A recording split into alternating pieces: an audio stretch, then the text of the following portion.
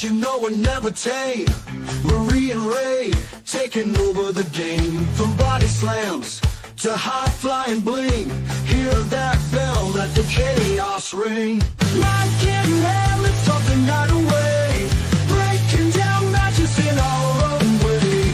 Jericho makes Ray all day, go tinkle time. Wrestling podcasting in our prime.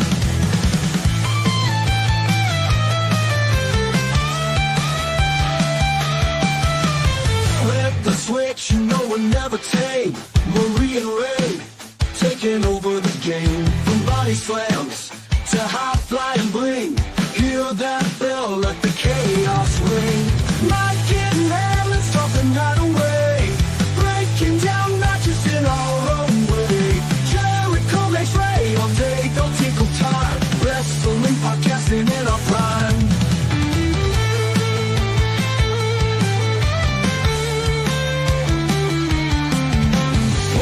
Stories mix on our mics. A ring of voices kick out the spikes. Eddie Kingston brawls with a ruthless heart.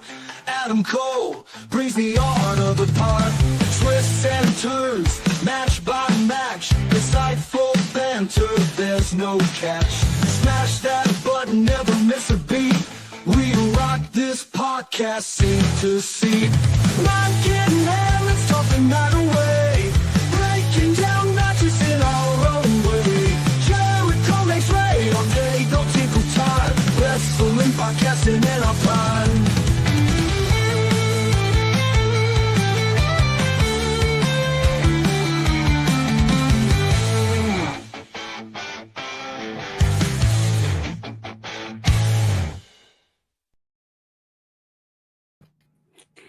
Hello, everybody, and welcome to the Tailgate Party. I am your host, Majestic Marie, alongside my partner in crime, Mr. Ray All Day. What's up? What's up? And we have a very special guest with us today. Oh, Captain, my Captain, Tom Clark from Tom Clark's Main Event and 6M Podcast and 5 million other podcasts all across the internet. He is everywhere. I'm everywhere, everything all at once. That's me. Thanks for having me, guys. I appreciate you. I got to say something because Marie won't say it. Dude, I'm so happy you're on the show, but where's the suit? You come on the show, no suit. No suit. I do have a tie I could put on. It's purple, too. Because the price of eggs are going to go up. I'm saying. You better put that suit on. I'm saying, man. I got to look the part. I did bring something in case people want to get out of hand today. So I've got... That's enough. That's enough, right? So I've got that. I can be sure. I can be the timekeeper. If anybody gets out of hand, let me know. I'll just hit the bell. No problem. Well, you never know what happens here on the Tailgate Party because no. Ray and I just went off for like 30 minutes yesterday, and we weren't even talking about the card until like 20 minutes 30-minute later. Tangent. Yes. Distraction. How she was dogging out Sting, and I had to defend him. I was not. You were dogging on TNA, so here we go. Tom. We're going to need the bill already. Man, live. I know. Chaos. I'm saying. Jeez. How could you bash the Stinger? Hurt my soul. Well, anyway. Terrible. I know. If you like banter and chaos, like, share, subscribe to the channel, guys. Tell your friends all about the insanity here on the Tailgate Party and join the fun. And we have Jeffrey with us right now. So hello, Jeffrey. Welcome to the show. And before we get into it, we'll go ahead and let the Briscoe brothers get us all hyped up. Not that we need it, but, we're going to do it anyway. Ain't no way, chick. Ain't ready. There ain't no way, man. Ain't ready. Ain't no way. Y'all could possibly be ready. You can say you're ready as many times as you want. That's all I'm going to tell you. Y'all boys ain't ready. There's no way, man.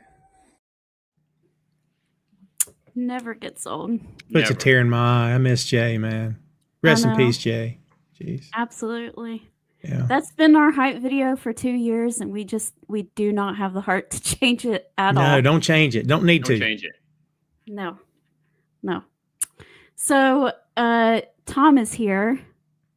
And we're doing something special today. We are going to preview AEW Revolution. That's this Sunday. Every time we do AEW stuff, we like to have Tom come about and talk because he won't bash it too much. So we like to have him come on and have a good old time. And so y'all ready to get into this card? I'm ready. Ready to It's roll. on Amazon Prime, which is awesome. Yeah. I'm here for it. Yeah, I'm here for it. That's exciting for them. I'm really excited. They're really broadening their horizons, and it's never good enough for some people. No. That's huge for them, though. It's huge. They could decide to like they could be on primetime NBC or something, and they would still get. Yeah, it still wouldn't be enough. People want to see them fail. We've said that. I've said it on your show. I've said it on my show multiple times. People want to see them fail. It's odd. It's weird to care that much about a company you supposedly hate. I don't know. It doesn't make any sense to me, but I don't know. Such is life, I guess. Not for us to know everything. I don't know why, but Especially when you call yourself a pro wrestling fan. Yeah. And you're wanting a pro wrestling company to go under. And that means all that talent losing their jobs and having no place, less places to go. That's odd. And, not just the people in the ring, but the guys running the camera, the folks putting the ring together, the ones running the lighting, the music, the production, driving the trucks from one state to the next. I mean, all these people are out of a job, but let's hope they shut down because we don't like them. All right, whatever. Don't like them, don't watch it. I don't know. I know. That's all. Well, let's go ahead and get into the card, and we'll start with the AEW Tag Team Championship, the Hurt Syndicate versus the Outrunners. This was a little bit of a curveball, because I thought that they were planning on working towards the Hurt Syndicate versus the Don Callis family with the Lance Archer and Brian Cage. And curveball, no, the Outrunners actually won the number one contenders match. So we're going to have these two teams instead. Tom, since you're our guest, we'll start with you. How did you feel about this? First off, I love the Outrunners. I can't talk about them without smiling. They're so awesome, and they cross over. I saw them in a locker room. Ray, was that an NBA locker room I saw them in? Yes, it's NBA locker room. Dude, those guys, that team was so pumped up to see them. I mean, even if they didn't, listen, let's be honest, were they all AEW guys? Who knows? But I think they just have so much charisma, and they're in character, and it's hilarious. And I love the Outrunners, man. I love everything about them. I'm so happy that they found their niche. And, the Hurt Syndicate, they're awesome. You can't take anything away from them. I got over the fact that they allowed them to essentially destroy Private Party in the first attempt. But it is what it is. That company has issues with booking, as we all three know, but with tag team booking especially. So I hope that the right thing will happen here. I do not believe the Outrunners are going to win. Would I be shocked if Private Party slid in and cost Hurt Syndicate the belts and it's a very surprising twist? Maybe not. Don't know if it will happen. Don't think it will. But look, anything can happen. But I love the Outrunners. I think this will be far more entertaining than people believe it will be. I don't want the Outrunners to get destroyed. I want them to have a competitive match, and I think they will. And I'm looking forward to it, man. I really am. I think it's going to be great. Oh, yeah. Yeah, it's going to be awesome. Go ahead, Ray. I'm with Tom on this one. I mean, Outrunners are phenomenal. They came out of nowhere. They've blown up. They're super popular. They're super over. They got such great charisma. I'm all about it. I think they're a great tag team. They're really into the gimmick. This 80s rock type of thing. And hey, give it to them. I don't want to see them get squashed. Unfortunately, like the other guys did, Private Party, and then the Gun Bros. You haven't seen them ever since. They got mopped up. So I'm hoping that they put up a fight. I don't see them winning. Would I be completely and utterly surprised if they did? No, but I just don't see it at this point. I feel like they're building the Hurt Syndicate to be like this unstoppable team. So we'll see. Yeah, I'll agree with what you guys were saying. Outrunners are a lot of fun. I think everybody likes them. It's not difficult to like them. They make it very easy. And anything that makes you have fun at a wrestling show or just watching it on TV is always a plus. We need to have, wrestling can't be serious all the time, and it's okay. I like serious, but I like having a good time and being silly too. So, this is absolutely perfect. But Hurt Syndicate, I think they're on a roll. I don't see them stopping that train anytime soon. So, and I don't think they should either. I think that this is not the time to beat them yet. So let's hold off. I don't know who that team will be eventually, but let's wait. This is not the right time. Bobby Lashley and all three of them just got there not too long ago, and they're on a roll. So, by the way, do you guys see Cedric Alexander eventually coming into AEW and joining them? Yeah, I do. I think it makes sense. He still has time on his existing contract. They're holding it to him, I think. I think it's like 60 days. Well, he got released, but he has his 90-day no-compete clause. Yeah, that's what I'm saying. They're holding him to it, I think, from what I've read in like all the. And Swerve spoke very highly of him in a recent, might have been, it was an interview I saw somewhere.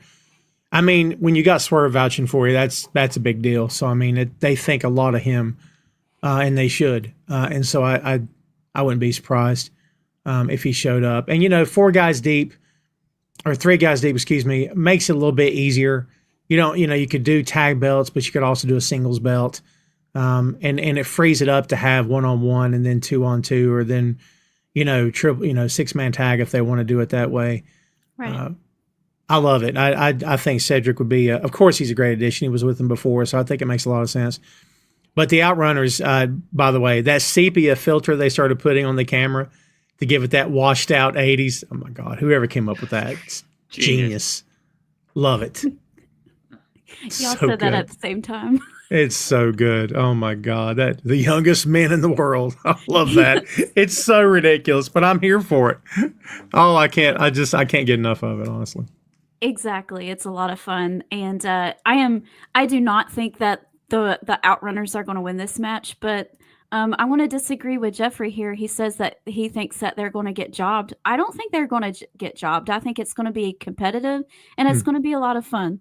And we might see a little silly side out of MVP. Who knows? He might make some funny faces out there.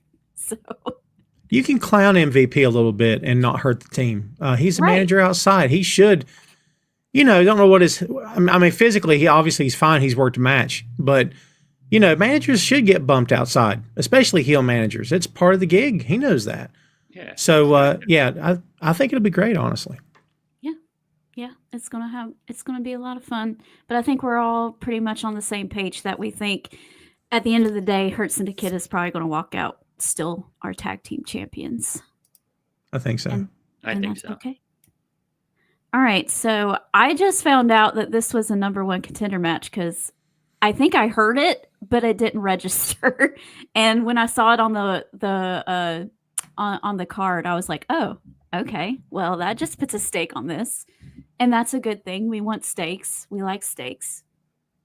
As long as it's cooked well. With good seasoning. How well did you say? Medium well. Medium. Yeah. I don't like mine to bleed. That's gross. I can do a little bit of blood, but if I taste iron, if I taste it, the last steak I had was a little. I mean, I powered through it. It wasn't bad, but if I taste too much blood, I can't do it. Yeah, you can't be like, if I hear the heart beating, no. Yeah. Exactly. Yeah. My Mr. Moo Moo has to be, I have to make sure that he's done. Yeah, he's on the other side. What was that joke from the Cowboy Way that said, "How'd you like your steak?" And he said, "Lop its horns off, wipe its behind, and chuck it down here on the plate." Yeah. No. But anyway, we have a number 1 contender match, and Ricochet still has the embassy robe, and I'm guessing that's up for grabs too, sort of. I don't know. Ricochet versus Swerve Strickland. Ricochet, does he only have one win over Swerve, or is it two?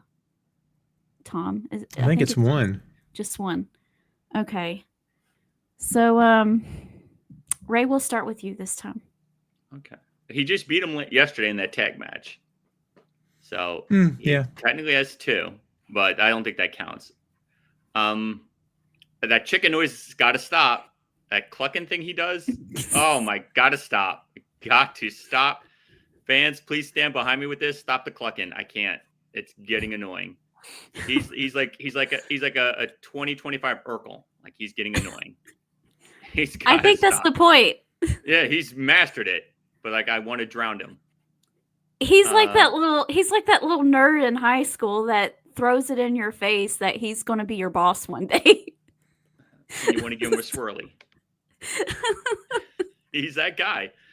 I gotta go Swerve. You know, he's been losing, unfortunately, a couple of matches. He's got to build himself up. I just don't see how him losing is going to help him at this point. Like you're just having him just go down and down and down and down. You eventually got to build him up again. So he's got to beat this guy. He has to. I feel like it won't hurt Ricochet, and it will only help Swerve. That's just my take on this. And you got to stop that chicken noise. For that alone, I got to go Swerve. Yeah, I'm going to say Swerve too, especially if we'll get to this in a little bit. If they do during the world title match that I think that they're going to do, Swerve would be the obvious choice for what I think is going to happen next. So I would say Swerve as well. And plus, you know, that embassy robe thing means a lot to Prince Nana. And he told Swerve that if he doesn't win it back for him, then that's it. So I think with that little, you know, tidbit in mind, that Swerve needs to win this match. And like Ray said too, you know, he's been losing a lot too, so we want to build Swerve back up. By the way, Tom, did you see Swerve versus Clark Connors last weekend? I still have not watched that. I have not caught up, but I heard it was great. It was a great match. I loved it. Every second of it. It was good. We watched Collision. And that's amazing on this show. Amazing on this show.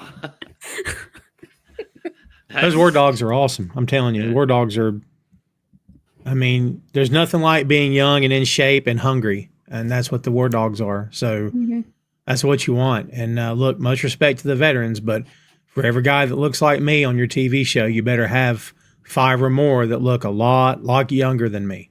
I mean, it's, you know, we saw what happened in WCW when everybody there was going gray toward the end. And you're like, there's no future here. There's no future. Like it, you know, people have to get the sense of this company's moving forward. And when there's too many, and again, all due respect to the veterans, when the younger guys are not getting opportunity, that's a problem, you know? Yep. So yeah, I got to catch up. In terms of Strickland and Rick, I'm not crazy about the number one contender stipulation. It seems like this company can't stop doing that. There were, how many number one contenders did we have at one time a few months ago? It was insane. Oh gosh, there's too many. We're back again to one more. Weren't you number one contender last week? What's that? Tom, so weren't you number one contender last week? Oh, of course. I've been number one contender. Yeah, I don't know when you're going to cash it in, but let me know. Ain't me.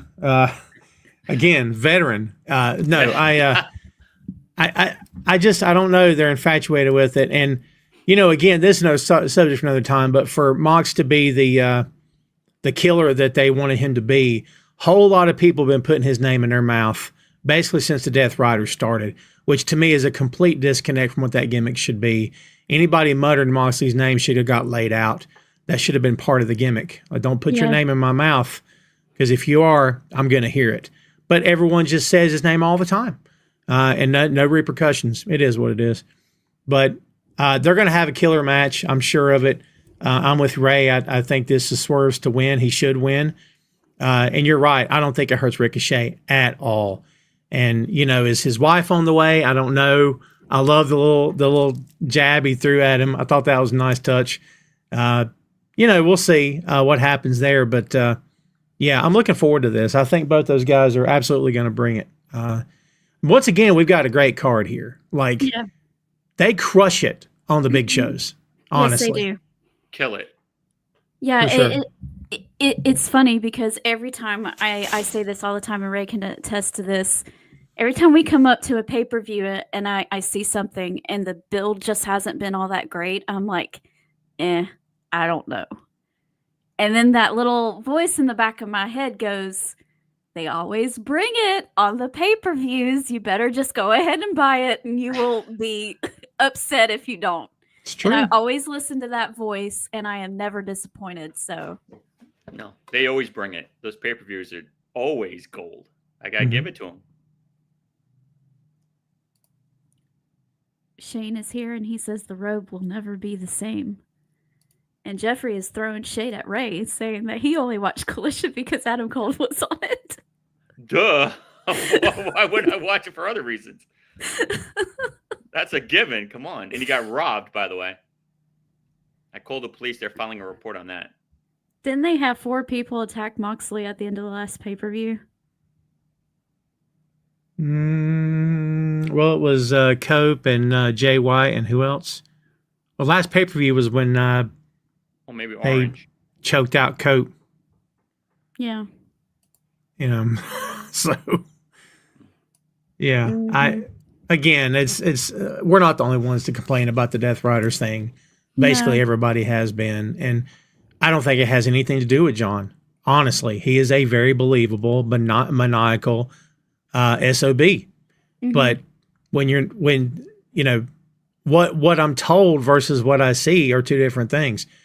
And I don't think it's anything that by the BCC that hasn't worked or Death Riders. It's just that the timing, the booking, the weird stuff that they choose to do when they do it, I don't understand. Like it's the stuff backstage, in my opinion, that has sunk this, honestly. I think so too.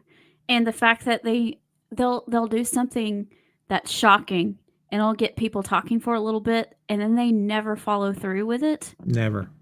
Like there's no purpose to the Death Riders. Like I don't know what their objective is. That's the problem. It's like true. infinity pool. You don't know when it's going to end. Yeah, it's true. Yeah. Like when they did that, like last summer when they did that spot with Tony Khan and the Young Bucks, and they attacked Tony Khan, and he showed up the next night at the NFL draft with that neck brace on. I thought that was great, but they never followed through with that. It just went away, and I'm like, that was a perfect opportunity to get more eyes on your product. You didn't do it. Yeah, I don't get it. Never happened. Supposedly he wore that brace everywhere that weekend. He worked to the NFL and worked to meetings and stuff. So he was living it. But I don't understand it either. And for a change, it's not a matter of the wrong guys are booked. It's the wrong talent. No, not at all. No. It's just, again, there's no cohesiveness at all. I don't understand that. In my opinion, either put both feet in the bed or don't get in bed. That's it. Like that's. I mean, if you're gonna tell me he's a killer, great. Then he should bloody every single person that crosses his path. And the moment someone mentions his name in a promo, take him out. Right. But none of those things happened. And I'm like, all right. And then Wednesday, Cope makes a point to say, I'm gonna lay them all out. I'm gonna take them all out, and it's only gonna be you. He let Wheeler walk away. What? Like, this is respect, pal. All right. But when that little dude comes up Sunday night and helps John win, what about that? There went the plan, all the pieces. I don't know. And of all the people, too, it was baby brother Yuta. Oh, like, it'd be the easiest to lay out is baby brother Yuta. Come on. Yeah. And Yuta, didn't get it. Yeah, Yuta, who has proven that he is easily swayed. That's the character. He's easily manipulated. Yep. We'll see. The lack of direction has hurt the Death Riders. I agree with that. Mm-hmm. I see Switchblade joining the Death Riders. We'll talk about that in a little bit. I got thoughts. I have so many thoughts. But in the meantime, we're getting through the other parts of the card before we get to the main event, which I'm pretty sure will be the main event. We have the AEW International Championship on the line with Takeshita versus Kenny Omega. Takeshita might be my favorite wrestler in AEW right now. I think he's great. Like just from bell to bell, like, take out character and promos and all that stuff. But just watching them wrestle, Takeshita is my favorite. Oh, I don't know who's going to win this match. Probably Kenny Omega, knowing them. So sad, but it happened. I get it. It's Kenny Omega. He's probably one of the faces of the company. So what do you do? Tom, what do you think? I was going to say I didn't want to jump in front of Ray. Yeah, I know whose turn it was. So I was like, letting my captain go. Well, it's not my show. This is not my show. I think Omega's your winner. Takeshi doesn't need to win now, and Takeshi also doesn't need a belt now. At one time, I think he needed a belt. I don't know if he needs one now. I think people get the point. I mean, talk about how they book things. Takeshi's been booked superbly, and kudos to them. They got it right. They know how to book this guy. Wonderful, and hopefully that continues. But I think Kenny needs to win this. They keep hanging that thing over Kenny's head where, you lost to him 3 times in a week or a month or whatever the stat was. Like, I think it's time to get one of those wins back. I understand that. My take was just a personal one. I'm here for Takeshita. I love this guy. He is. I can't even say enough good things about him. Doesn't matter really who goes over. Because this is going, again, we're saying it, this is going to crush, absolutely crush. And I'm very much looking forward to this. I just can't wait to see it. I think it's going to could be a match of the year candidate, honestly. And, in my head, again, Omega's your top face, should be your top guy. They're still not booking him like that. So, if that's the goal, you got to get him back there at some point. And I think this would be a step in the right direction. But, if he goes down, then he could cut the promo next week and say, Mox, I'm coming for you, assuming Mox wins. We'll see. Go ahead, Ray. I'm going with Kenny. He's already beaten him twice, meaning Takeshita. He doesn't need to win again. They book him fantastic. He looks fantastic. He's been in the right matches. He's a beast. I'm a huge fan of him as well. But Kenny, he's just coming back. He's had the 2 losses to him. So it just makes sense for him to win this one. Get a belt. I agree with Tom. He doesn't need a belt right now, Takeshita. He can do anything. And I think at some point, in the near future, he may be a world champion. Who knows? But Kenny right now needs to get a belt just to have some validity to him. Just say he's really back. And for him to lose again, it's like at that point, what are you going to do with him? You got to give Kenny this one. You got to throw him a little bone. I understand. But it's going to be match of the year. It's going to be insane. It's not the match of the year, but one of them.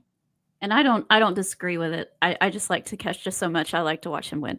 But and I want to use this as a segue into the next match.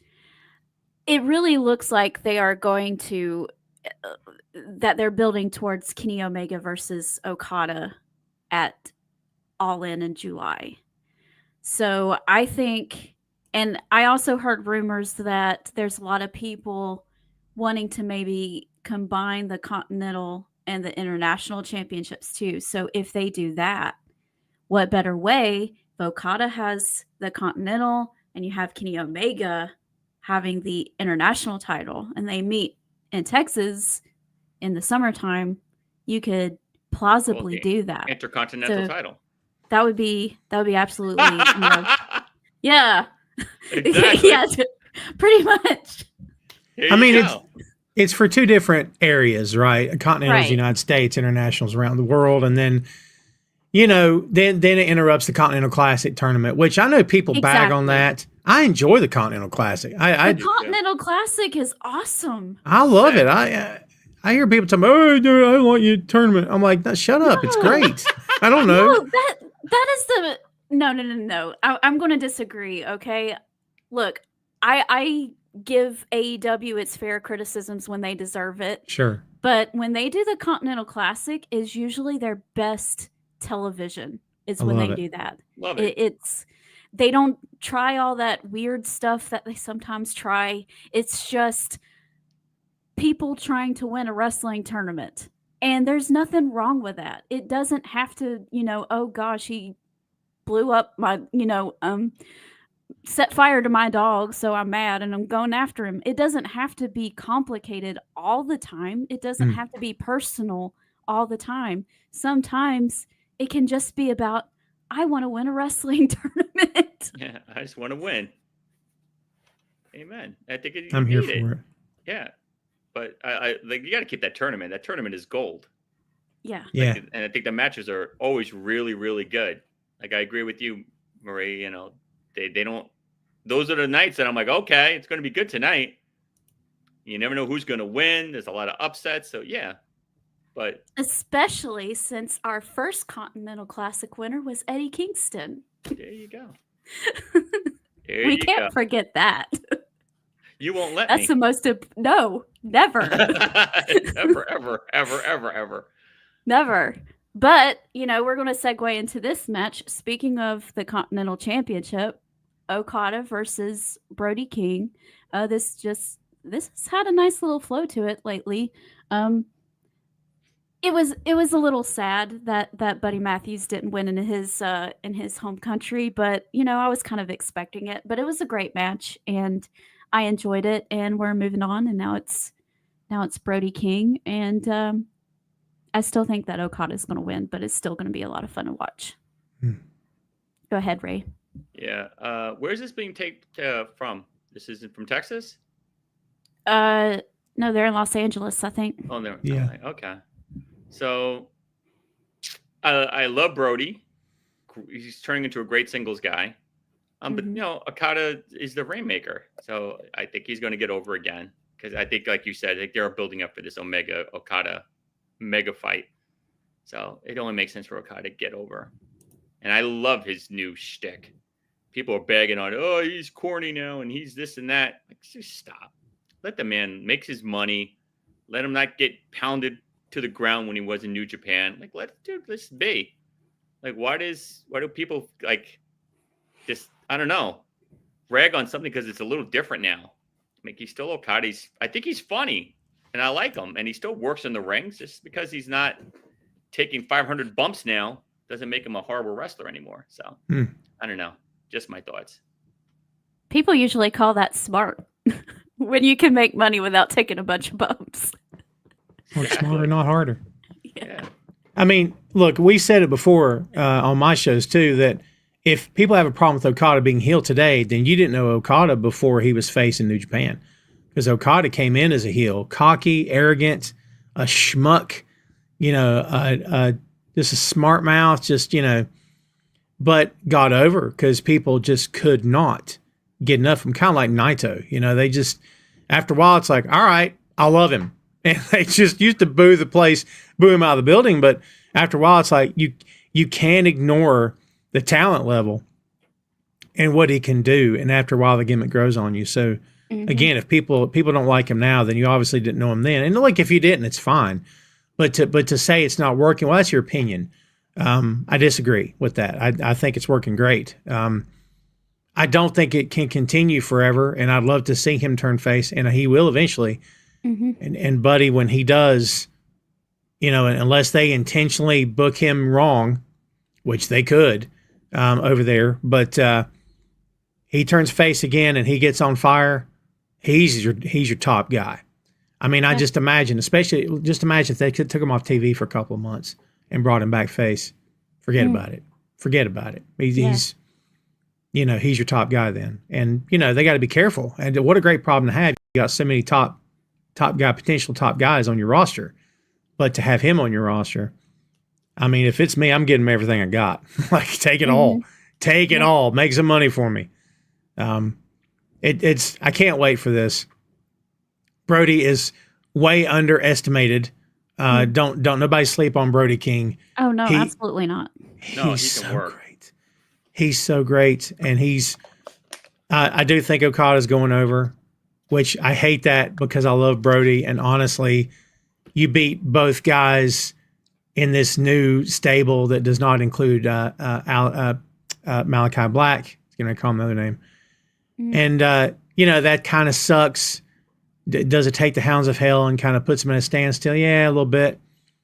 But this is the expectation of when you have so many top guys in a company. Someone's got to lose eventually, and not everybody can win all the time. So I do think Okada's going over. I mean, whoever's going to hand him his first loss, I love Brody. I don't think it'll be Brody. I think it'll be Omega. Yeah. We'll see, though. But either way, wow. And, Okada will prove again Sunday why he is, in my opinion, the best in the world. That he is, because the best can always work any size, at any time, any kind of gimmick, any kind of match, and still come out of it with you on your feet applauding. That is who Okada is.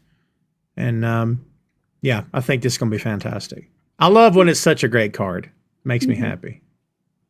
I mean, Okada's current, character, if you will, or whatever, his persona has not necessarily been my thing necessarily. But it's not as awful as people are saying it is for a long shot. And I think that the problem is he came in with so many dynamic personalities and talent. Will Ospreay, Kyle Fletcher, Mariah May, all of these people came in all at the same time, and they all have so much talent and charisma and, demand your attention. They only have 2 hours on Dynamite and 2 hours on Collision. You can only give so many people so much time. And Okada has kind of had to not take as much time as everybody else because, let's be frank, Okada hasn't really had a really strong storyline really until now. So he was kind of, Will Ospreay and Kyle Fletcher. We'll talk about that in a few minutes. Good grief. Those two have been absolutely amazing this past year. So yeah, he just okay, well, it's, right now they're the ones with the intriguing stuff. I'm going to be over here and I'll wrestle every couple weeks and I'll be okay. So It's true. Yep. Well, Ray was talking about this before we got on camera, so I know he's biting at the bit. So I'm going to let him take the first shot at Hangman Page versus MJF. This has been one of our favorite things to talk about every week. Every week we talk about this, and AEW is finally following with a story, a build. It's a couple of weeks. This isn't rando, so I like it. Hangman Page has got over. I don't think this guy could be a hardcore heel and not get popped. The fans just love this guy. So kudos to them for doing this. He could set a house on fire and still get cheered. Yeah, he could throw a cat back up in the tree after it came down and he'd still get applause. Literally, the cat could come down, the fireman could come and hold the cat, and he could give me that cat, throw it back up the tree, and they'll say, "Hey, thank you, Paige." It's stuck again. He's that guy. I don't know. So I think it's gonna be a great match. Unfortunately, he's gonna lose. MJF is gonna get over because he's a scumbag and he's that guy. I just hope he doesn't set him physically on fire like he tried on Dynamite. But some way, somehow, hook or by crook, he's going to cheat his way to victory. Low blow, diamond ring. Who knows? He may spit mist in his eyes for all I know. But he's going to find a way to get over. But it's going to be a great match. This card is sick. This is a really good card. But to answer your question, yeah, I got to go MJF. It's hard to disagree because it's not impossible to disagree, but it's a little hard. I honestly, if I can be real, I can make the case for either guy going over. Yeah. And I don't think it hurts. It definitely doesn't hurt either guy. And I am so programmed for years and years of writing and watching and being in it and stuff. I'm so programmed to saying phrases like, it won't hurt him, it'll help him, blah, blah, blah. I got to be honest, man. I think at some point maybe I got to deprogram myself just a little bit. There's just so many talented people in that company. The idea of one loss is going to hurt anybody. I mean, at one time I did feel that way about a lot of people, but I'm really like very recently starting to maybe try to recondition my own way of thinking for me. Like, wins and losses are going to come and go. Just got to keep going on. And until the point where there's 5 great wrestlers and the rest of them are new and we've never seen them before and they're struggling, maybe then. But until then, God, dude, everybody you can conceivably name, and I know this is subjective too, based on your opinion of who you like. Mm-hmm. I can name 10 possible world champions right now that would absolutely be world champions, would absolutely make sense. They could absolutely tie the cart to and let them pull it. So because of there being so much talent, does 5 losses in a row hurt? Well, of course, that hurt anybody. Yeah. Does one? I mean, look how many times Will Ospreay lost in a row, right? He couldn't. Was it Ospreay that won that, or Swerve that lost X number of matches in a row? And it's like, what's happening? Did it matter? Like, it didn't matter in the long run. You know what I mean? But that's me. How you lose. If you that's fair. 3 or 4 matches in a row, sure, then it looks bad. Yeah, that's fair too. But a lot of this is. Go ahead. I'm sorry, but if it's a good hard-fought battle and you lose and you keep trying, then it's I agree with you. It doesn't matter. Yeah, it doesn't matter. I think it depends on who it is too. Like, are you losing to, I don't know, little dude over here? I mean, he like didn't Orange. Lose these matches. That's embarrassing. Now they are so jaded. To be fair, you're so jaded. I'm so jaded. I'm sorry. I had to throw that dig in. Sorry. I'm going to use this as an example, even though it's in the other company, and he technically didn't lose. But the way that they are treating Gunther right now on Monday Night Raw, he's like, he had a competitive match with Akira Tozawa 2 weeks ago. He should have squashed that dude. To me. And why do we say that? We say that not because we don't like Akira. No, we say that because Gunther's supposed to be this giant monster that Jey Uso cannot get over. And also because Akira is booked like a comedy act. Yes. Right? That's the other half, is that when the guy you lost to, as a fan, well, they're not going to do anything with that guy tomorrow night. And they don't. And you're like, then why did he lose? Or why did he give him such a hard time? AEW is guilty of that too, of highly competitive matches. And you're like, why did the champ have such a hard time beating this guy? Like, he's the champ. Why is he having such a hard time? Like, but those conversations aren't had, to your point. They're not had when the guy on the other side of the ring is treated like a legitimate threat. Is treated like a serious contender. But more often than not, to your point, it is always he's 5-12 over the past 3 months, and then he's going to take the champion to a time limit draw. And I'm like, excuse me, why? Right. Like, John Moxley should not be going 30 minutes with John Silver from the Dark Order. And I love John Silver. Yes, I love him too. Johnny Hungy. Yes. Johnny Hungy. But no, Johnny Hungy should not be taking anybody to the limit unless it is someone on his level, the way he's booked. Then it's a different story. Makes sense. Yes. To us. But I don't know about anybody else. Like the girl tag team, the girls that are identical twins. I can't think of them. They're on about the Renegades? Yeah. Robert Renegade shouldn't take Mariah May or Tony Storm to a time limit draw or really, have a couple of near falls. She should be getting squashed. And that's how they book her. That's it. Yeah. It's exactly it. They've been there long enough to have some kind of legitimate run, and they don't give it to them. And they're doing what they need to do, and that's fine. And I don't want to talk out of both sides of my mouth and say wins and losses aren't always deal breaker, because they're not. And a lot of times we have to take it with a grain of salt. Like, who's that person working that night? Well, they're friends that the company thinks a lot of them. And he's like, you know what? I'm going to give you some stuff tonight. Let you call some spots. I don't want to kill you. I don't want to destroy you. Let's have a good match. I can understand that. Mm-hmm. Those things work in isolated moments, in my opinion. But to your point, if we're talking about TV wrestling, where the whole world's watching, you can only do that in short bursts until it becomes a problem, I think. Right. Oh, right. Especially when they don't plan on doing anything with that person later on. Like, right. I wouldn't really mind too much if in a couple weeks, John Silver and Evil Uno is going to challenge for the Ring of Honor World Tag Team Championships, right? You know, build them up slowly like that. They don't win, but they might be competitive, and they're like, oh, okay, well, let's keep an eye on them, you know?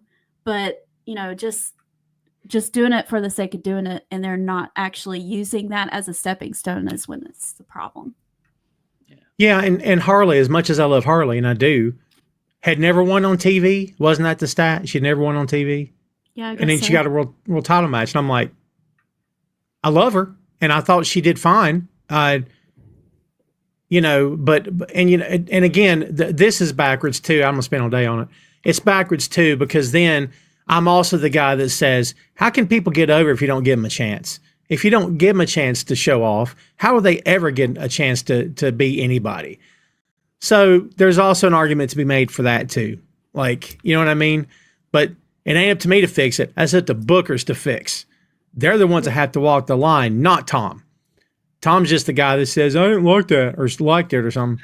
By the way, real quick, Hangman Page and MJF, yeah, again, I don't know if either one of the guy is going to get hurt by not winning. But look, if you're going to stick with Page, stick with Page. Don't do this back and forth anymore.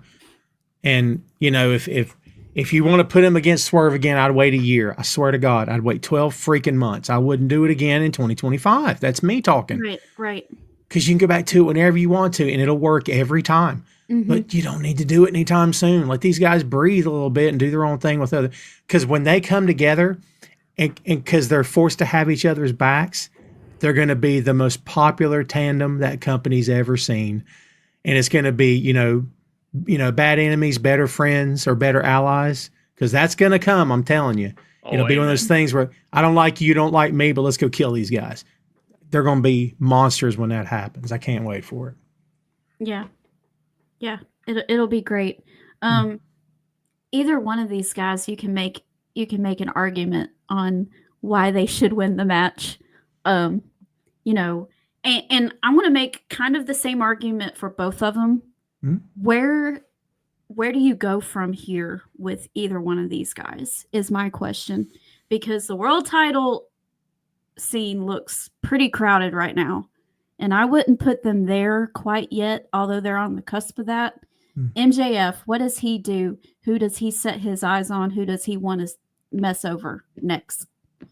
Hangman Page, he had this great bit where he would lose all these matches, but it kind of fed into his character. Like it actually made him better, because he would go berserk and just go chaos on people after he would lose, because he didn't get what he wanted or needed.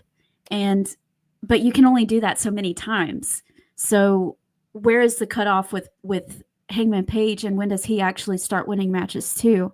So you can make the same argument for both guys. You know, if they win or lose, where do they go from here? Yeah, I don't know what belts are out there for either one of them to go after. Does MJF go after Omega and try to win that title if indeed Omega wins it? Like, yeah, it's a good argument. You have too many people in the main title picture. I don't know, because right now, in between now and July, whatever Kenny Omega is going to be doing is going to be just a placement holder until he gets to Okada. So do you really want to do a Hangman Page versus Okada as a filler type thing when they have all that history? That seems like a main story to me. Yeah. This is tough. It is tough. Yeah, and I kind of like the idea of Hangman being the wild-eyed, crazy cowboy dude, who just kind of interrupts a promo for some guy he doesn't have any heat with, and it just wrecks him. I don't want to say Stone Cold. I don't compare him to Stone Cold. I don't think it's the same. No, it's different. It's different, but I don't think it's the same even demeanor. I think it's different. Different's good. yeah. I'd Well, like to see something new. Hangman Page just showing up to just obliterate Max Caster was hilarious. Wonderful. There was no reason to it. It was just Yeah. I don't like you. I'm going to do this.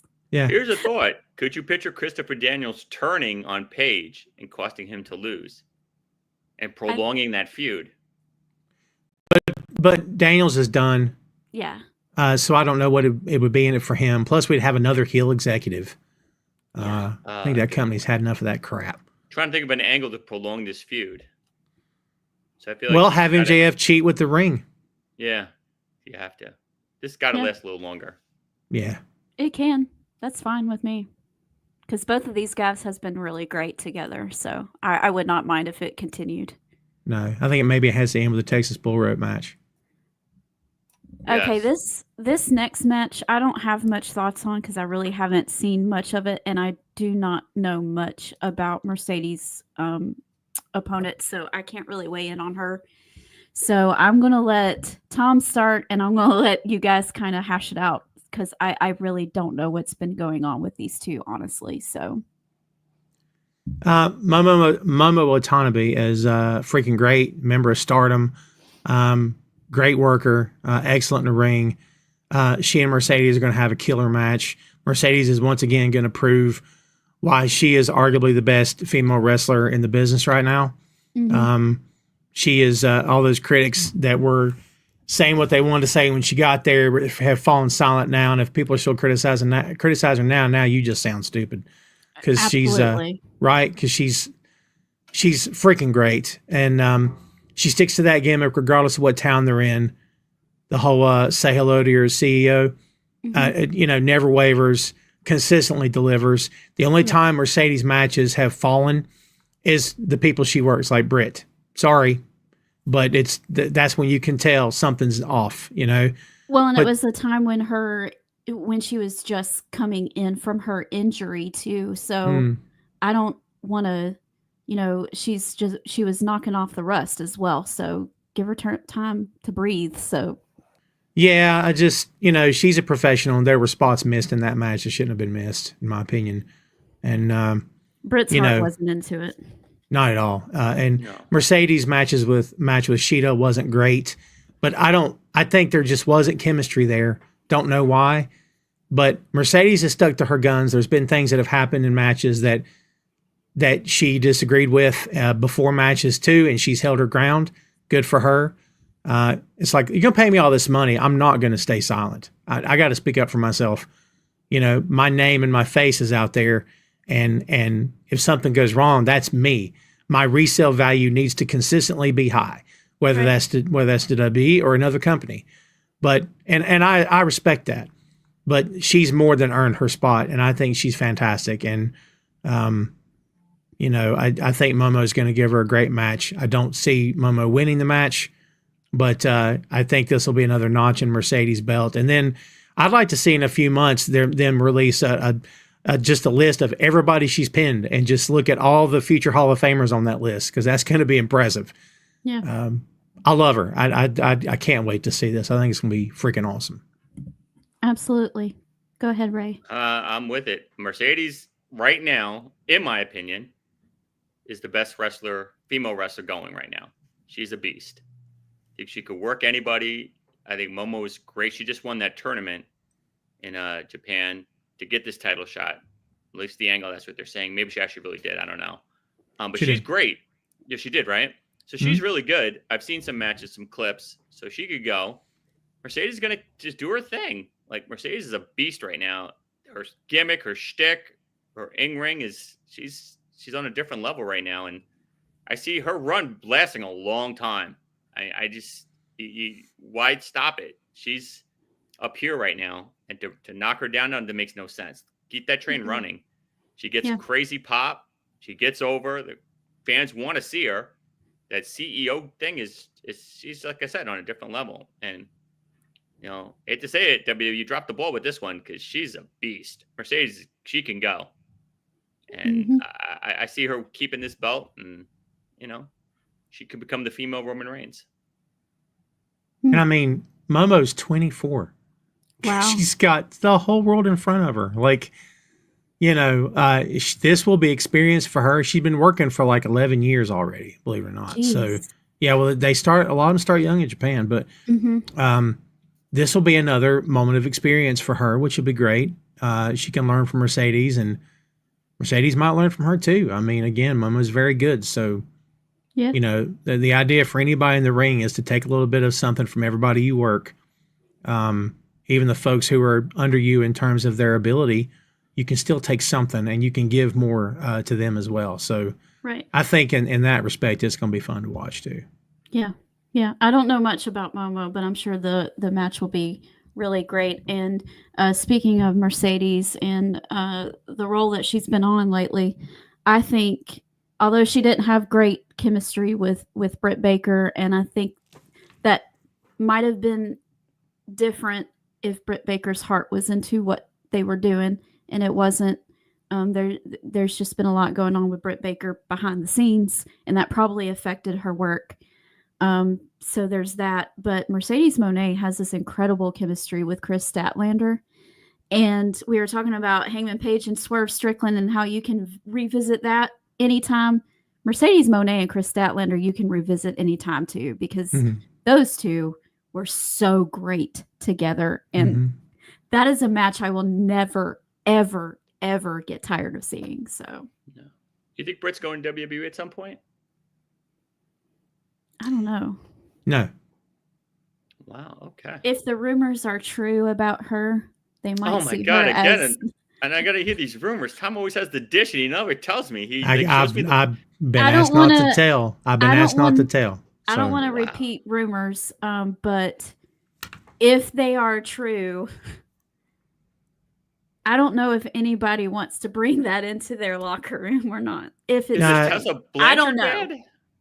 It's put you this way. I know, and I was asked not to say, and when I was told, I was like, "She did what?" Like, I was very surprised. I don't think there's any chance that Abby brings her in. Wow.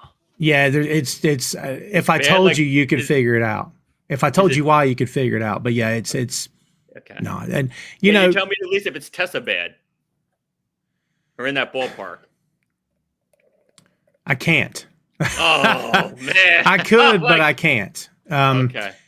I mean, and again, I don't know Britt. It's no disrespect meant, right? But like, there's not a lot of places now. TNA, okay. Japan, do you want to go to Japan? I don't know. Stardom, it's a lot. It's a 20-hour flight, man. I don't know. Like, it's don't know if you want to do that or not. But like, you don't think WWE take a chance on her? Well, no. Wow. No. So like, at that point, as long as companies are an option, then you have it in the back of your head. But when you take out the biggest dog in the yard, it's like, wait a minute, if it's not working in AEW, what do I do now? And her and Tony, to my knowledge, have been thick as thieves for a long time. He loves her, or did.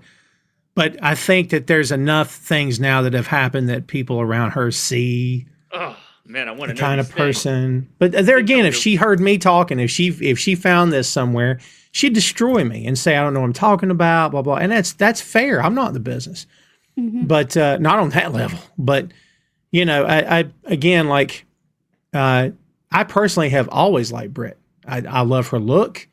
I love her swagger. I love her attitude. And a lot of what you see on camera, you're like, oh, that's great character work. Nah, it's not all character work.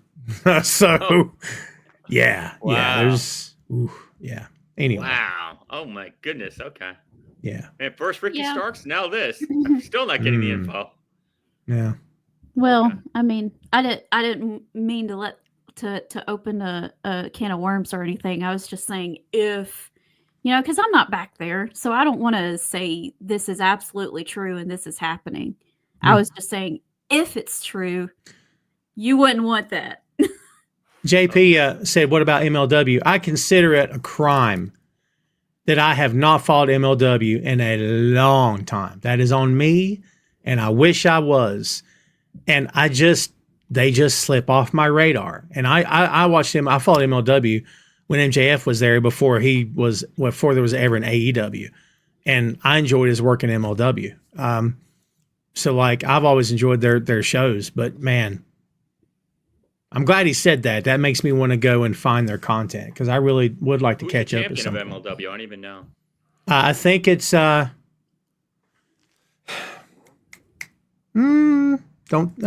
not Nagata. It's not Nagata. It's he teamed with Hiroshi Tenzan. He's a veteran. Kojima. I think Kojima is still the MLW champion. I think. Oh, okay. Wow.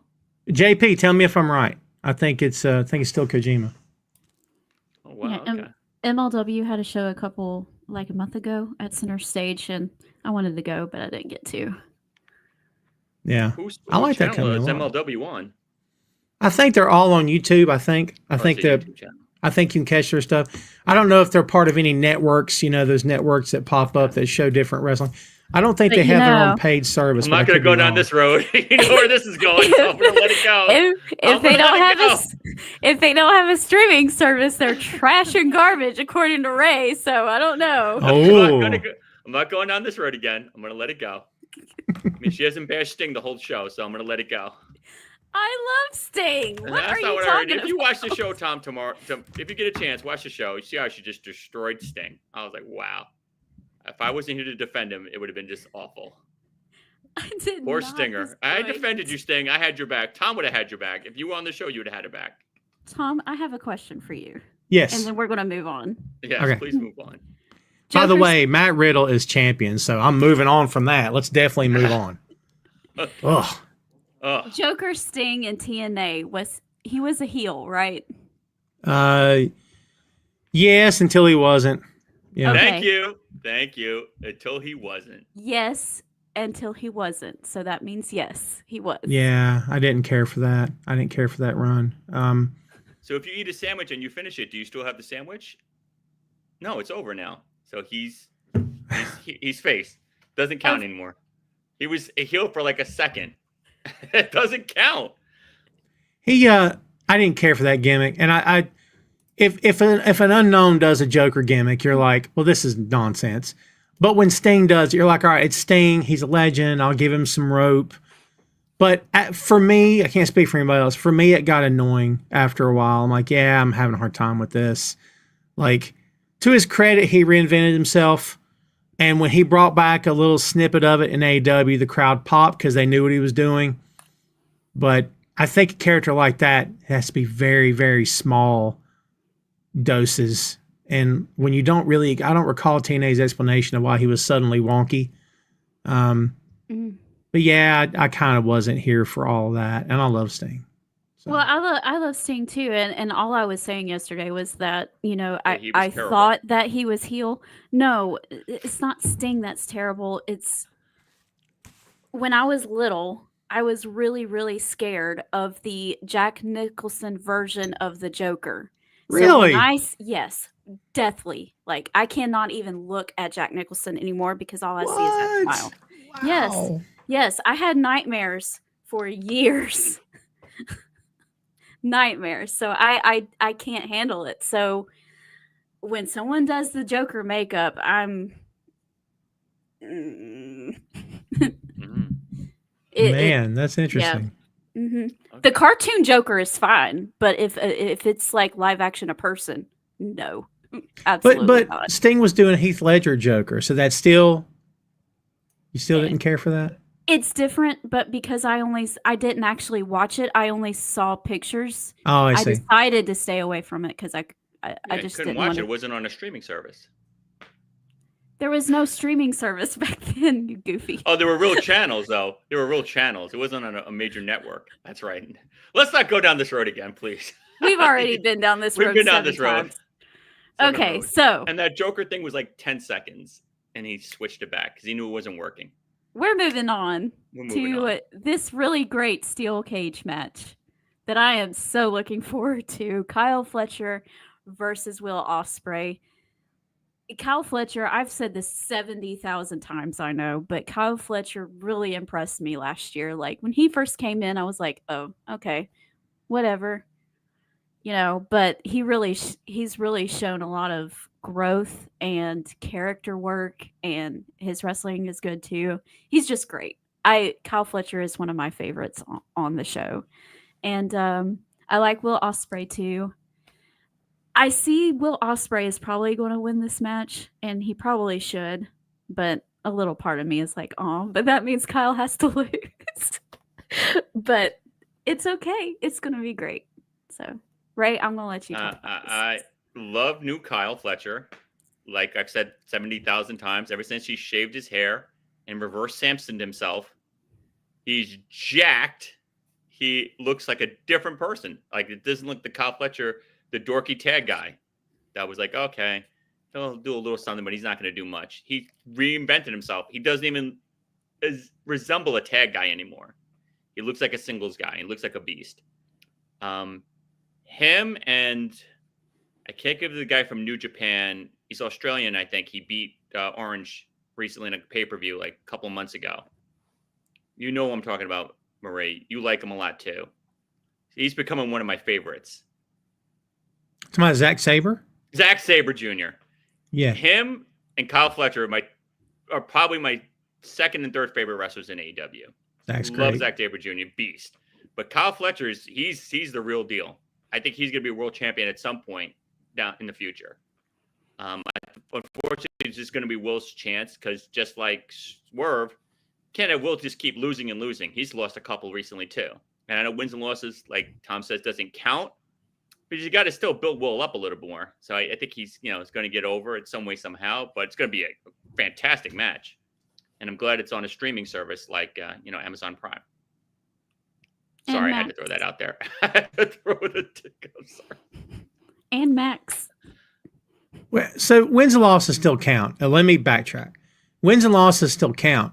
I just don't think they are life and death the way they have been in the past and the way a lot of us portray them to be now. I think it's okay to lose some matches, and I think it's okay to win several. We've seen guys win several and never get a title. So, I mean, it's again, I think wins and losses are as important as the company you're working for makes them. Let's put it that way. I'm with you. I think Ospreay goes over here. They're 1-1 right now. And if anyone disagrees with that in the chat or wherever, question I have for you is, if you put Fletcher over, what then? Because you're telling me that of 3 matches, Fletcher was better 2 out of 3. Great. What happens now? And if you don't say title, if you don't say world title shot, then why are we putting him over on Will? You know what I mean? At that point, that's a statement. Winning the best of 3 is a statement. This guy is on the way up. Which if he is, great. But if he's not, and if you're just going to continue putting him there, building him there, then no, he doesn't win this match. I don't think it makes a lot of sense. Ospreay's already at that level, and Ospreay can drop a loss anytime. He has, and it's never hurt him. So if the plan is night 1, Fletcher beats Ospreay, day 2, we start putting Kyle's face everywhere, and we're going to strap a rocket to him. Great, then he wins. But if that's not the plan, then no, I don't, because you've made the statement, right? You've made the statement that 2 out of 3 matches, this 26-year-old kid is better than Will Ospreay, regardless of how he wins. It doesn't matter, I mean, not right now. It's kind of hard to win dirty. I guess you can, but someone's coming off the top of that cage, by the way, and I hope they're safe, because someone's coming off that cage backwards 3 times in a flip, and please be careful.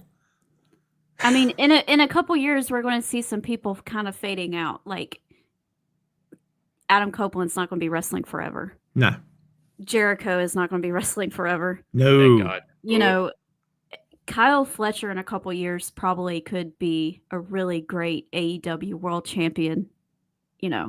But just not yet. We're not there yet. Will Ospreay is there, but yeah. Kyle Fletcher's going to be there in a couple years. I mean, 100%. we talk could about be. their talent rosters. They essentially have two companies, and I don't mean Ring of Honor. They had two companies right now.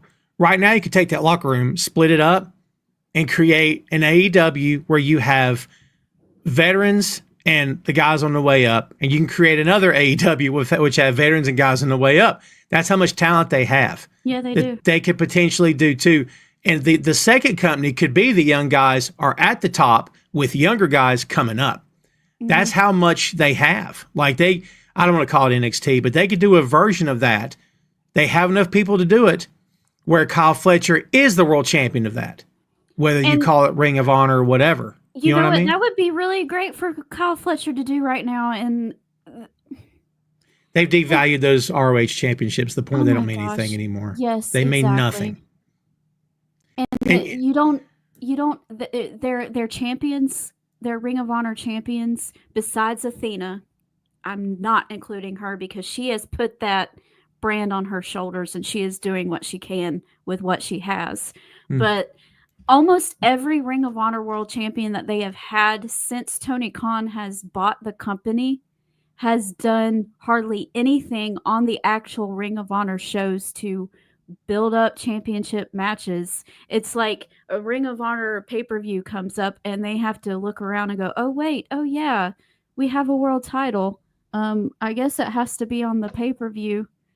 Hey, and this is not a dogging on Anthony Henry by any means. Oh yeah, Eddie Kingston is the champion. He needs to be on it. Hey, Anthony Henry, go wrestle Eddie Kingston. That's how they treat it. Yeah. Yeah, it's a shame because I love the Ring of Honor brand and those titles. Those titles mean nothing. I mean, you put that belt on Jericho. He's had it for how many months now? Like, never should have beat Mark. I mean, No. Mark is. I mean, any promoter would kill to have a Mark Briscoe in his locker room. Yep. Mark Briscoe can sell tickets. Mark Briscoe can get the crowd on his side. Mark Briscoe is.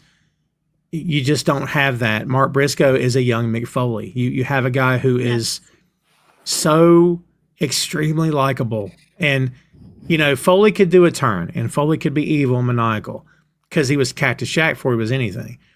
But, Mark you can slide Mark into any spot, and you can put him over on anybody. You can put Mark over on anybody. If Mark beat Okada, I defy anybody to sneeze at that because, he's proven he has it. And I love Okada. You know how guys I feel about him, but Mark's proven he has it. But they have him doing his conglomeration stuff, and that's fine. But never should have put Jericho over on him. No. Agree. No. I love Mark Briscoe so much. And I know a while ago you were talking about maybe, wins and losses. Mark Briscoe has lost a lot. He has, a lot. but does it matter? I was just about to say. Yeah. But to your point, it hasn't affected him. Now, part of that is because of the Briscoe brothers and Jay and what happened there. Mark Briscoe could probably never be heel ever again just because of that. And no one's going to boo Mark Briscoe. No. But I think they take advantage of the fact that nothing can happen to Mark. I think they take advantage of that a little too much. And I know their talent is so deep, but I would just love to see them do something with him. I really would. Because if not, then he eventually becomes R-Truth. And before anybody gets mad, I love R-Truth. Yeah. And R-Truth, the fact that they've always said, he's a joke. You like being a joke guy? It's Becky, a joke guy. Today too? Yeah, why not? They've never treated him seriously. And look, Ron is paid, hopefully very well. Ron's hopefully got a job for as long as he wants to be there. They think highly of him, and they should. Ron's a pro. He's a family man. Ron is awesome. But could he have done more? Boy, you better believe he could have. And I don't, and I love Ron. And if he's happy, go with God. Happy for him. But I don't want that to happen to Mark. I want Mark to truly get something besides just being funny. You know what I mean? Mm-hmm. Yeah. That's what I want. I've seen Mark Briscoe several times now in person, and he's lost every match that I've seen him in person, and I want to see him win once. I want to see him win once. Yeah, and it can we be honest at this point? I think everybody in the crowd that goes to see AEW knows the deal. When WWE was the only voice in town, people lost, and you'd have fans go, "Oh my God, did you? Oh no!" But now I think even AEW fans who like the show will go to the show going, "Yeah, he shouldn't have lost." That's how they screw up the booking, don't you? Yeah, it wasn't good. Mm-hmm. You're right. I think everybody's so in on the joke now that I think that's why it doesn't affect guys the way it used to. Like at one point, your stock would drop significantly with a string of losses. Like fans would go, "I'm done." Next time you come out, you don't even get booed. They're apathetic towards you, right? Yep. But now I just think we're all so in on the joke. We know how the sausage is made. So like we're all going, "Oh, I love this guy. I love him. Maybe tonight he'll win." It's weird the point that we've gotten to now as fans, how it's weird. And honestly, a lot of it's on us. I think most of it's on the companies. So. True that. Jeffrey says, "I've always said split the roster between Dynamite and Collision and make them both main shows again." I'm not condoning for a roster split. Don't anybody take it that way. Yeah. Raw and SmackDown is... it's not official. It's not official, but they have a not spoken about kind of split anyway, because some people, all of their stuff is on Collision, and that's usually where they stay. Sometimes they might pop up on Dynamite. Like, if you want to see FTR, the show you should watch is Collision. So. That's fair, yeah. All right. We have 2 more matches, guys. We have the AEW Women's Championship. They're calling this the Hollywood ending with Toni Storm versus Mariah May. And I was shocked, but not surprised.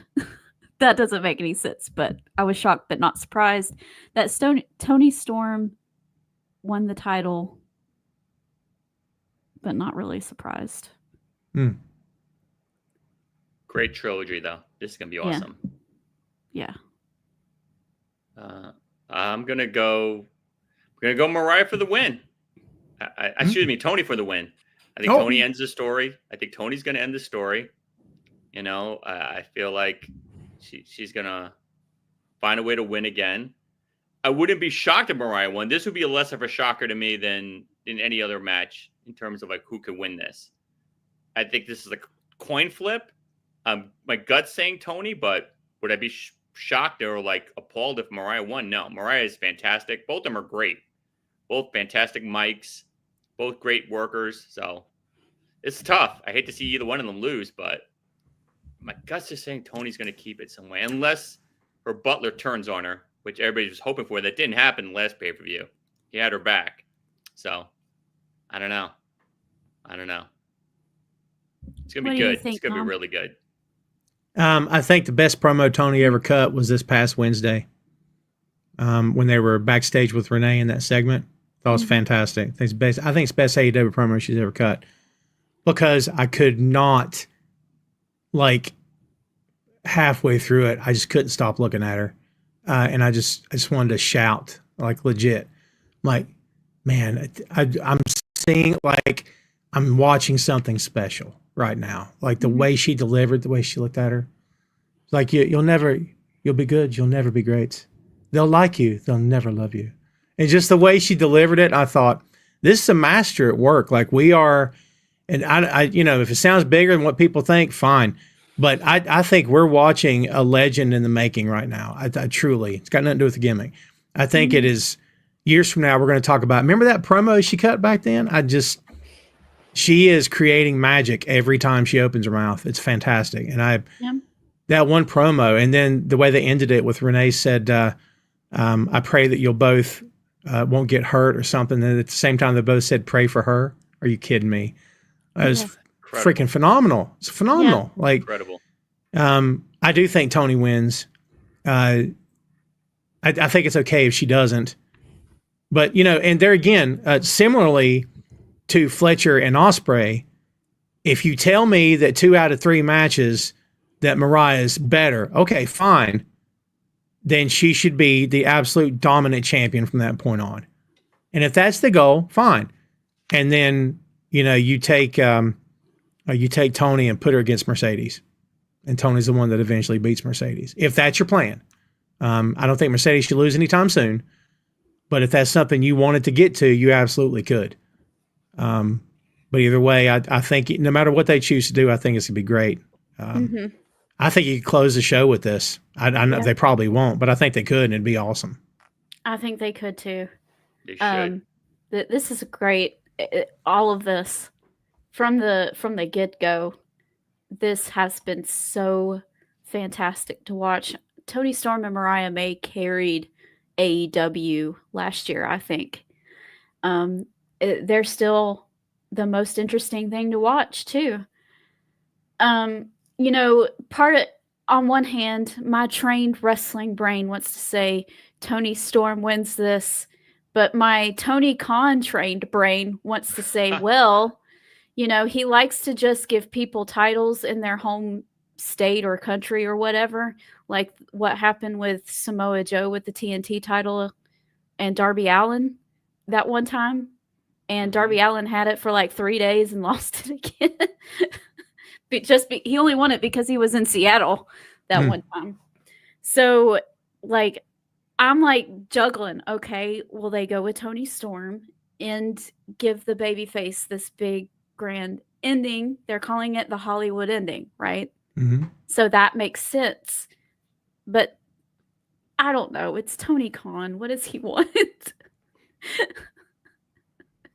I don't know. I mean, and not to dog on Mariah May and that she wouldn't deserve to win the match or to win the feud or whatever, because that could set up a really dominant heel women's champion too. Yep. On the other hand. 100%. So I don't think we can lose here. I really don't. No. It promo was fantastic, by the way. I agree. Yeah, with I you. think Toni Storm is so amazing and so fun to watch. While her having the title is fine, she doesn't need it. So you could still do some really great stuff with her, even if she wasn't champion. She'd be fine. I know we use that word. She'll be fine. You're right. I do it all the time. Yeah, in this instance, you could put Mariah over it. It'd be, I think Mariah would need something else. And I don't necessarily mean a character change, but I think, in my opinion, she'd need something else.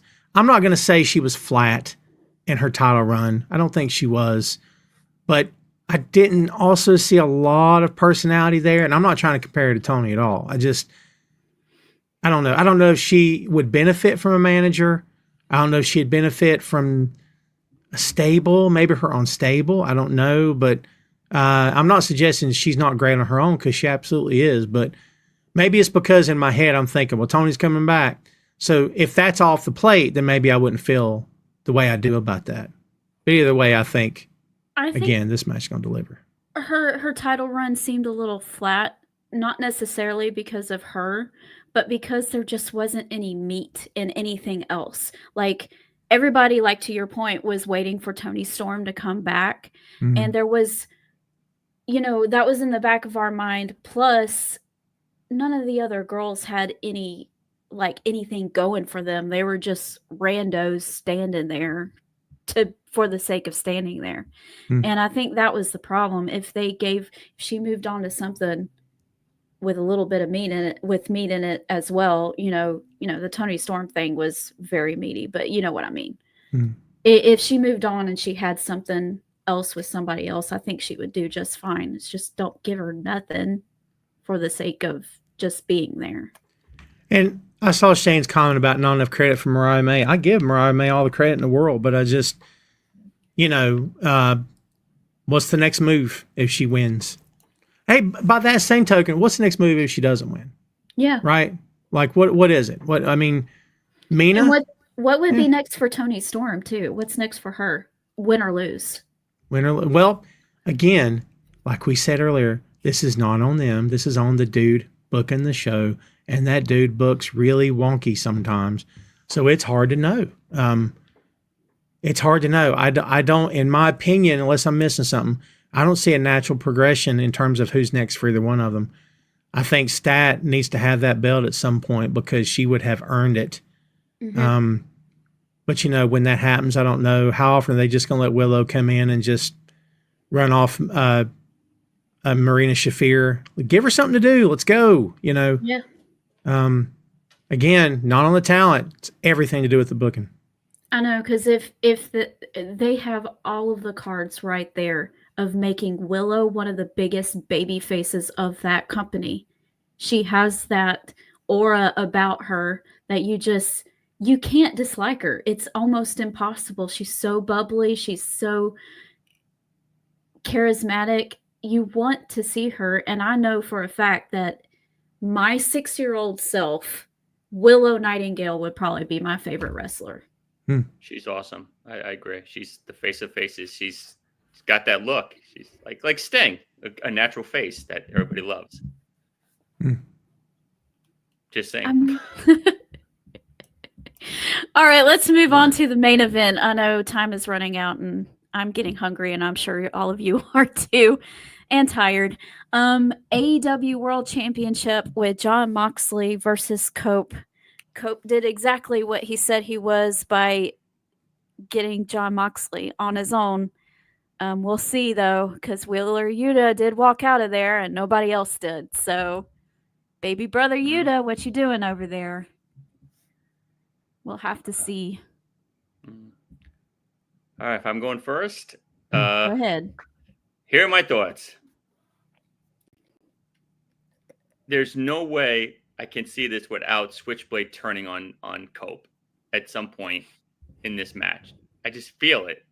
He made a comment on Wednesday that he's had my back, I've had his back, and I'm going to make sure that Cope comes out champion.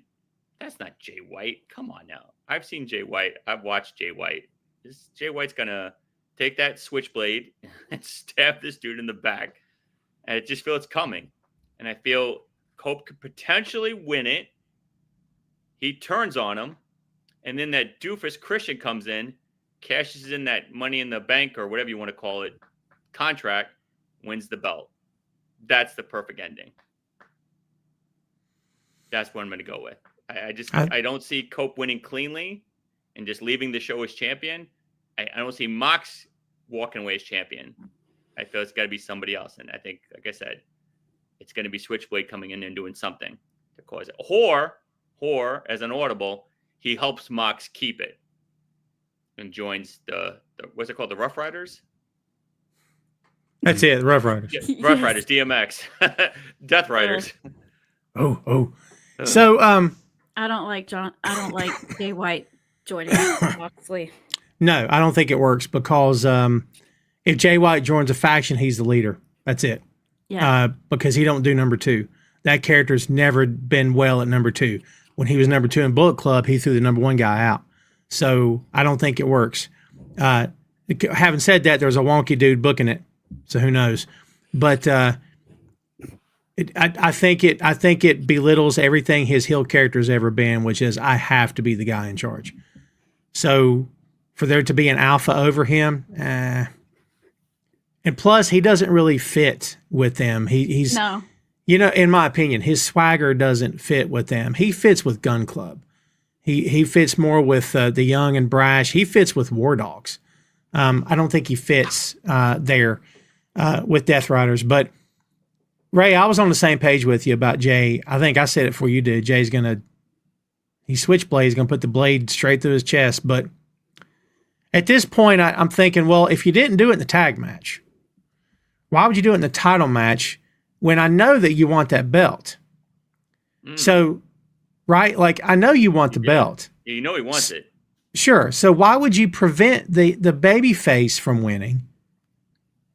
Like, and to me, it would make more sense that he'd help Cope win and then drop him and say, by the way, I'm your first title defense.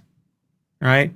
Mm. But The whole Christian thing, yeah, they're going to work something out with Christian and Cope. I think they want to do the 1-2 punch of Cope wins it and Christian takes it from him, but who knows? But either way, like, again, in my weird pro wrestling brain, I want stuff to make sense. So if you're going to turn a guy, Shame on you. I know. If you're going to turn a guy or strip a guy of a belt, make it make sense. Make there be a good reason. And in my head, anyway, that in that company, you probably have guys saying, why am I dropping the belt? Help me understand why. Where in WWE, I don't know if you have people asking that because it's like, you got it, whatever you want. So, I mean, in AEW, I think you probably have a little bit more pushback, maybe not in a bad way, but like, explain to me why I'm losing when you know that it's going to hurt in the long run. Like, make it make sense to me. So if you tell Jay, we're going to have you turn heel tonight. All right, Jay's a smart guy. Jay's all right, cool, but why? Like, what's just because I turn heel? Wouldn't my character demand to have that title? Why would I don't know. Maybe I'll be dead wrong and everything plays out the way we think it would. You can work around that. And you can make it work to your advantage. I think that Jay White, Adam Copeland's going to win the title. And then he's going to turn on Adam Copeland. Christian's going to come in and cash in and get it. Copeland will be champion for 2 minutes. You can turn around and have Jay White say, okay, I did this, you and me, to Christian. And in 2 weeks from, in 2 weeks, it can be Jay White versus Christian for the title. And then we can have Adam Copeland costing Jay White his title shot. And then at the next pay-per-view, it'll be Jay White versus Adam Copeland. I think that works too. But then who's the heel? If I know we've had this conversation, we had a show. Jay about White this. is the heel. No, but if Jay White's a heel and he helps, but Christian it win, doesn't, just because they're wrestling, that's not the story. Jay White versus Christian isn't the story. It's Jay White and Adam Copeland. Okay. I like Tom's picture better. I feel like if he turns on him after he wins the belt and says, I'm next, and drops the belt, throws it on him, and walks away, that makes better sense. I mean, if you're going to go, another way you could go is that the thing is, though, and I understand where you guys are coming from, but Christian has been holding on to this thing for 1 billion years. Time to get rid of it. It is time to finish that. I am so tired of the Christian holding the thing and running away and ugh. Oh, it's I annoying. Have one other scenario. Please stop. Please stop. So it would Cope make the wins most it. sense for him to cash in on.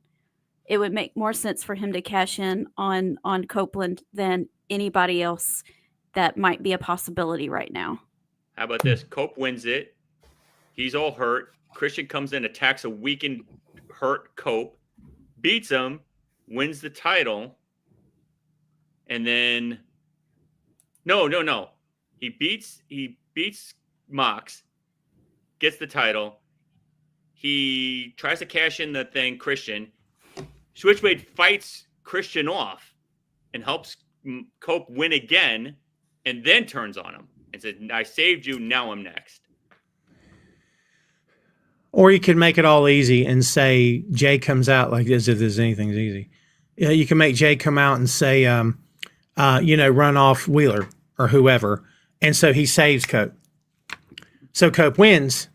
Christian cashes in, takes the belt. Next week on Dynamite, Jay and Cope are in the ring in a tag match. Jay turns on him.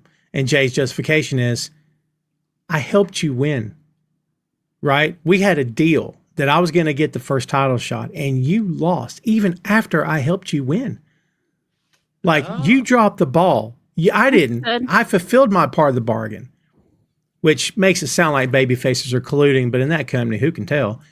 But I don't know. You're making sense. You're making too much sense. Either all that or John Cena turns heel. That could happen too. So after that, all bets are off for every company on the planet. Anything can happen. Poor Randy Orton. Anything can happen. Man, did anybody see that tweet? God, Randy, you a grown man, brother. What did he tweet? I can't repeat it. Can you give me It was embarrassing. As a grown man, why you talk like that? Like, I can't even. I wouldn't show it to her. It's embarrassing. Who's it regards to? Who's it about? At least. Stop it! Quit trying to put me on the spot about stuff. Oh my God! But it was a tweet, so it was out there. Well, you're right. Listen, Randy has always been. I'm not gonna say. Look, So you sent a vulgar tweet or cuss word tweet? she's looking up right now. She'll find it. It's not great. They might have made it pulling down. Yeah, I haven't seen any. I don't see anything. He might have made a. Yeah. Yeah, then they've probably made him pull it down because it was Who not was it about? kosher. Stop it! Oh It my was not God! But it kosher. was out there. It Doesn't matter. We're moving on. I shouldn't have brought it up. Oh my So, God! That's 3, Tom. You're doing this to me 3 times. You won't tell me about Britt. Can't tell you about Britt. You can't tell me about Ricky Saints. You asked me about that. I don't have a lot of A to B connections. I'm sure I was told, but I legitimately cannot remember. But you definitely know something good. I want to know what happened to him. I don't know. I honestly can't remember. Yet, if I wanted to tell you, I don't remember how I could tell you. What if you could text me? No, either way, it wouldn't make a difference. No. So, Can you text me the brick info? No. So for the stuff about Jay here, I got to be honest, man. Part of me would like. Huh? I even Googled it and I'm not seeing anything. Okay, well then hopefully they made him pull it down. So well, no one's even talking about it. That's weird. Yeah. Banned from WWE? Can you tell me that? Why would he be banned from WWE? Because he did something bad? Dude, Randy could push a nun in front of a bus. They're not going to fire that guy. He failed how many drug tests back in the day, and they still brought him back? Come on, man. That's true. That's true. You know what I mean? Like valid point. And I have no hate against Randy at all. Zero hate. 0. We agree. Jay's turning. I guess I I think Jay White as a face is fun, but again, this company, man, I don't know. I don't know what any of it means. I think it's kind of cool that we don't know. Just let stuff happen. You know what I mean? And then we can poo-poo it later if we want to. What they do this for? You know? I don't know. Yes, Shane, was it phony? Shane? Was it a phone? Was it a bot? Was it a phony account, by the way? He made something nasty about his wife? Oh, dude, it was Shane. Well, Shane, don't say it. Don't say it. It's gross.